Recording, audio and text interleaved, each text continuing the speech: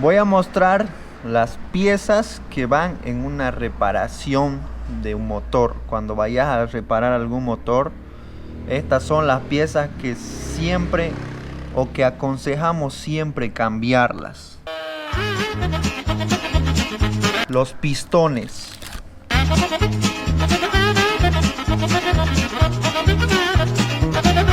las anillas,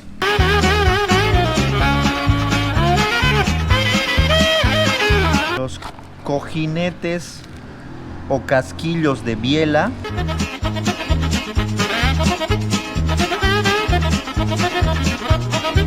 cojinetes o casquillos de bancada, los axiales,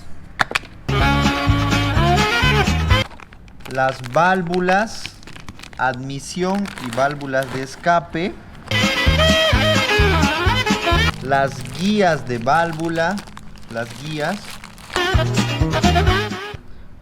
y por último el juego de empaque, en el que llega el empaque de culata, llegan los retenes del cigüeñal, los retenes de válvula, los empaques de admisión y escape y los O-rings, ¿ya?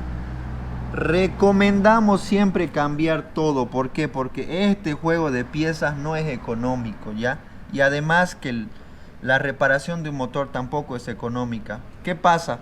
Cambias esta pieza y no llegas a cambiar esta pieza en tu reparación, pues es una reparación que no va a salir garantizada. Para garantizarte el trabajo, el mecánico mismo te va a decir: hermano, cambiemos todo si queremos que el coche, una vez reparado, ande de 10 puntos.